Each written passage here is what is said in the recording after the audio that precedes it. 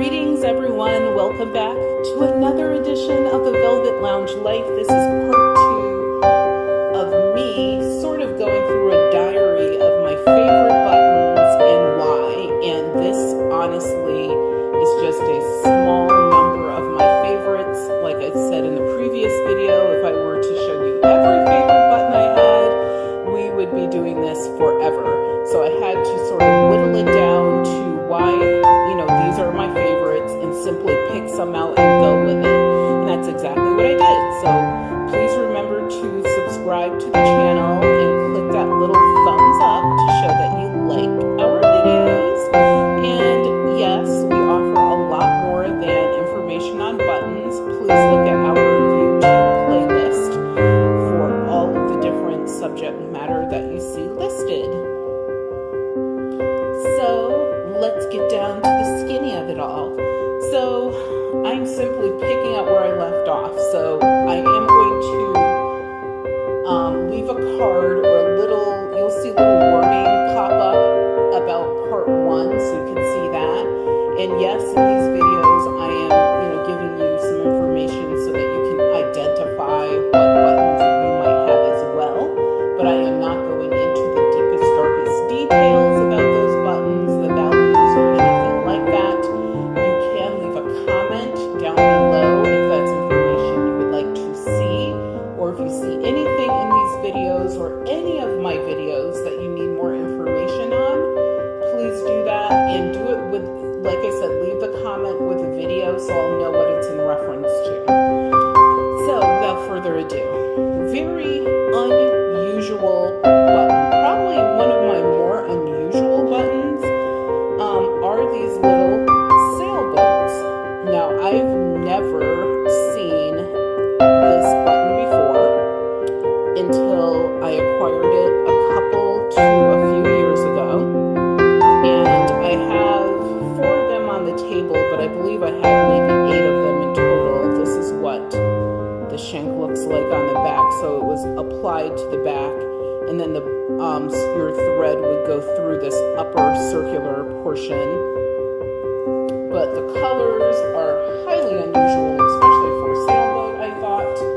And also I do like the detail on it. I think that, for this to be done is really nice.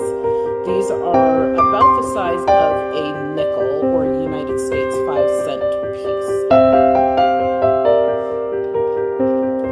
Something else I love, I think you guys might know this, and as I stated, I love everything, so. Something else though, mother of pearl as well as shell. So I love those buttons, especially when there's, some design and effort put into them. Okay, someone went a little bit wild on this one, because look at that gorgeous mustardy yellow colored enamel. Perfect little circular, thing going on in the center, beautifully shiny. And of course the metal work that's on the frame of this button is really, really nice. It's just enough. In the back, and of course I dropped it, and that's something else. I'm not going to show you the back of every button. If you want to see that, let me know, because like I said, we will be here for a while if I were to go through all of these in detail. So let me show you a few more of what I call them my pearly cues. I know it makes no sense, it's just something I made up. Oh, here's one you can see here, this gorgeous lotus flower. Absolutely a stunner. I love these, and I plan on putting one of these on a cape that I have. Yes, I actually have a black cape, people. And this is going to look absolutely stunning on that velvety black, and it's going to stand out much better than the relatively plain black button that's on there now. I was going to use something else, but I just love this so much. Also, as far as pearls go, this is very unusual. It appears to be pearl, but it's not. It might be mica, maybe. And you can see where they put it there in between all the leaves. And I promise you I will stop dropping things. I have to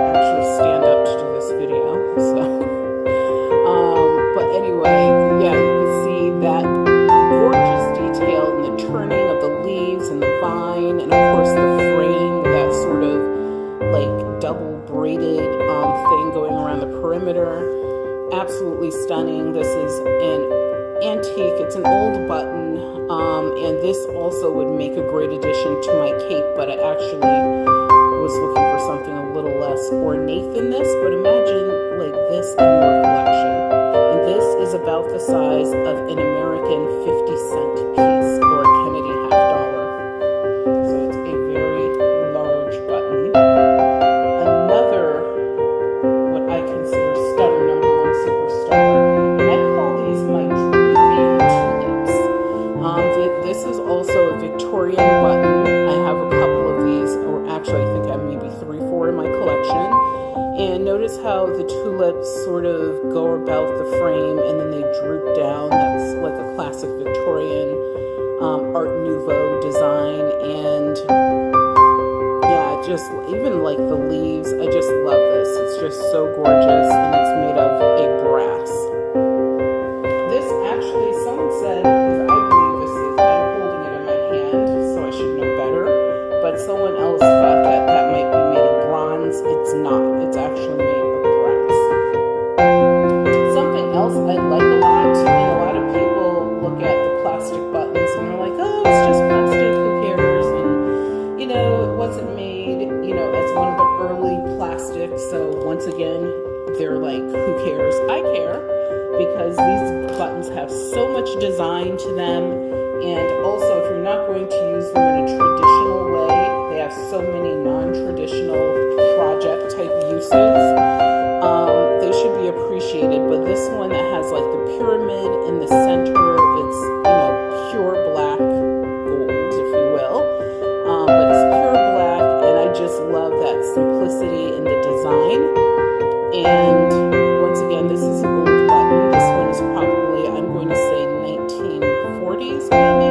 So about the time that they were probably robbing all the pyramids.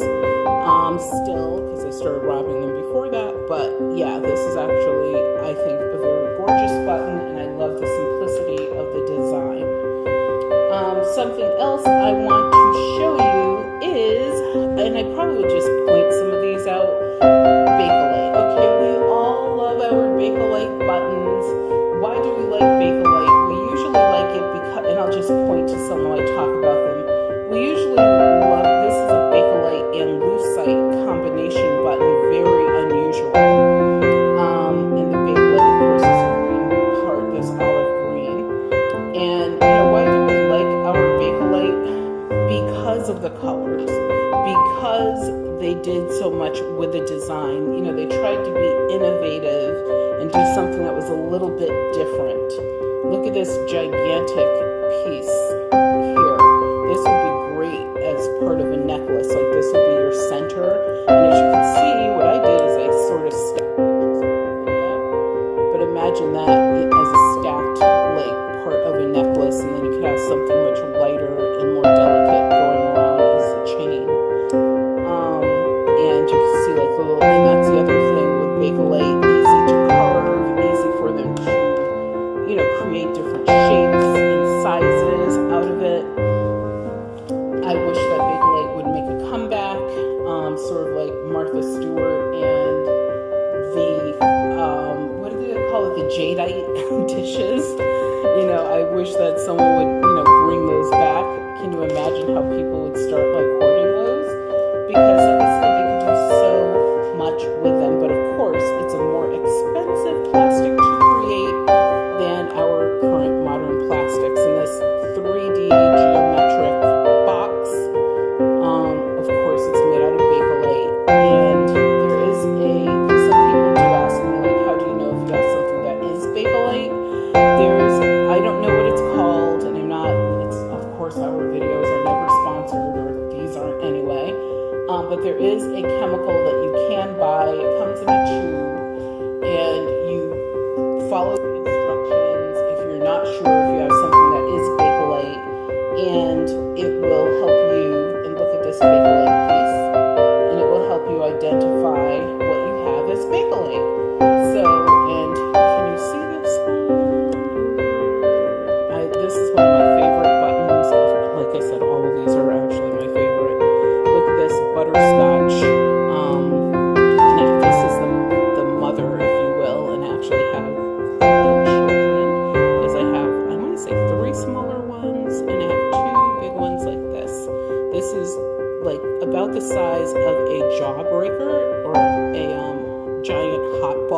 Those are candies for those that don't live in the United States.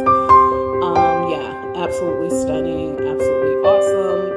And I keep waiting for like a special project that I could use this on.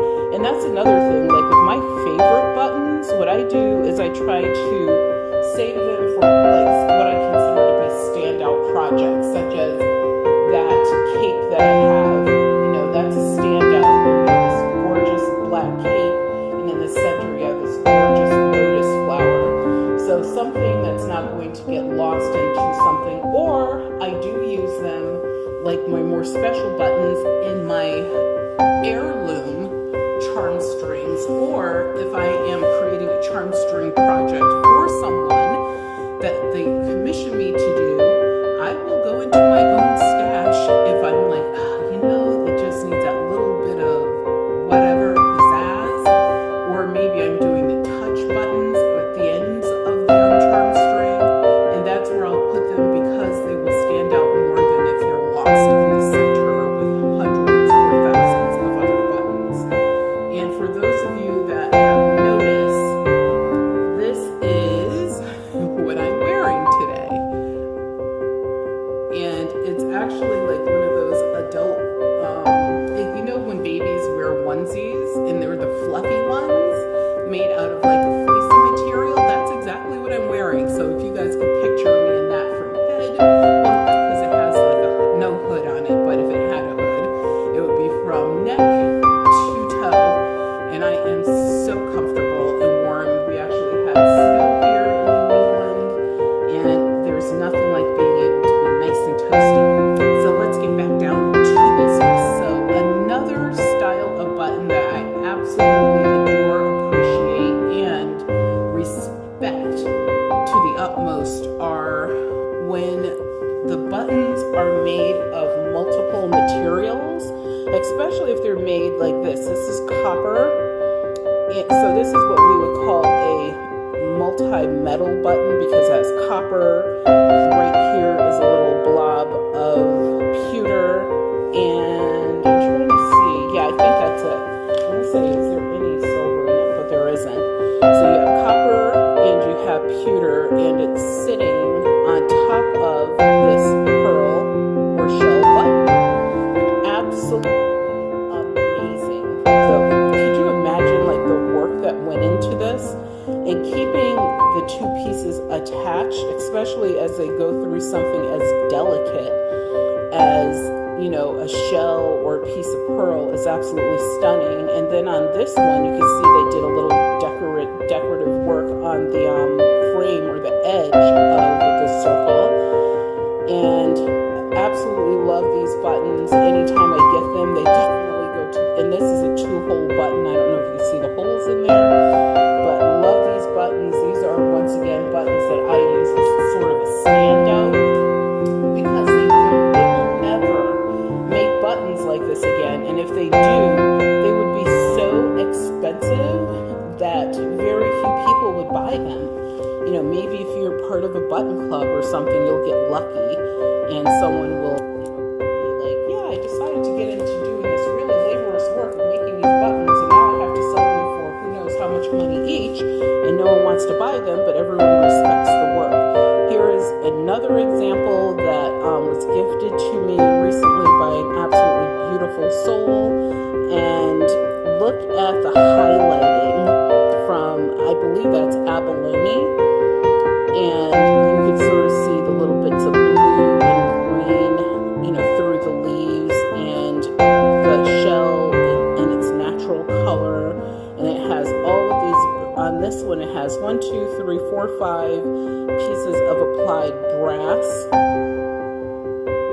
Absolutely one of my favorite buttons ever. Like this button, and I do have another one or two that's like this, but they're not in as good condition, and I will definitely cherish this forever. And this is what the back looks like, and you can see where they push through so that they could attach the metalwork. And then the center shank is what you see coming out here. So it goes through here and it comes out the back. Love the work button. And that's one of the other things with me and buttons is, you know, I appreciate the work. So even if the buttons don't have an amazing amount of value or maybe any real value, I also look at the work that was done. Here are some highly unusual buttons. They actually have all of this teeth. This is probably the size of a nickel, this button. And you can see how thin it is. So in order to have all of those words carved and sized on this button, wow. One of the things I noticed about this button that was also strange is the way I'm holding it. My thought is that it should have been like this and the words would have read from left to right. But instead the buttons, the two holes sit on top of each other and the words, of course, go from left to right. And there's a lot of wording on there. And here's another one that's carved with, I don't know if you'll really be able to see it, but it actually has musical notes on it. I'm trying to see if I can hold it in a way where I'm able to actually see the work. You might not see it as well as I can, but I can see what's there. But you can see where you see all those little black lines, and I think I'm holding it upside down, and the music is sort of like it goes around in a circle, and that's another beautiful piece. This one, of course, is a bit thicker, and it's a little bit smaller than the one that I just showed you. And yep, I think I'm holding it upside down. But yes, another favorite of mine for sure. And let's see what else I can show you pretty quickly. And I'm just oh my god, how can I miss these? Love these buttons. And I talked about in my previous video, one of my projects for this year is to create a jewelry suite. That a suite is where you have the necklace, bracelet, and earrings, and do it and I'm making it myself, so there will be lots of learning, and try to do it at a quality, a jewelry quality, because it's something that I want to pass on some of my special buttons to my child by doing that, and especially if we have special events, you know, something that I could wear to those special events. And I'm telling you right now, I am not doing this justice with the camera work, so please forgive me, but please believe that this button is gorgeous. It has a color of like a dark red wine, as well as it has almost like little stars around it and gold and little embellishments, and it's made out of some sort of glass. And it is definitely an old Victorian button. You can see how the back is, and as I said, I promised I will show you all the backs. Oh my god, the lighting is so ridiculous. I can't believe this. If you guys knew how I was trying to record this, you would just laugh. But love that as well. Here's another one that, you know, I actually did a little work on this because the shank had some damage to it. Actually, let me put this out of the way. See if I do this, if it's any better.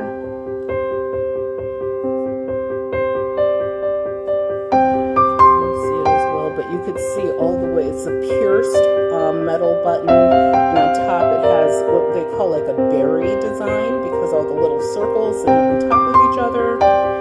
And this is what that old Victorian bag looks like. And I still have to do a little more work on bending the metal portion of it so that it attaches correctly.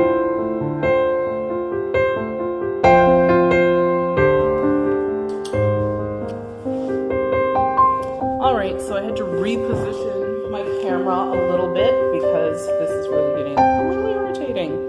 But another thing that I love, as I told you guys, are my shell and pearl buttons. This is, oh my god, it is so disgustingly pretty. You guys wouldn't believe the shine and the glint on this because of the amount of work they took in carving out like all those little facets. And then in the center, that's part of the shank. There's a piece of brass that goes all the way through to the back.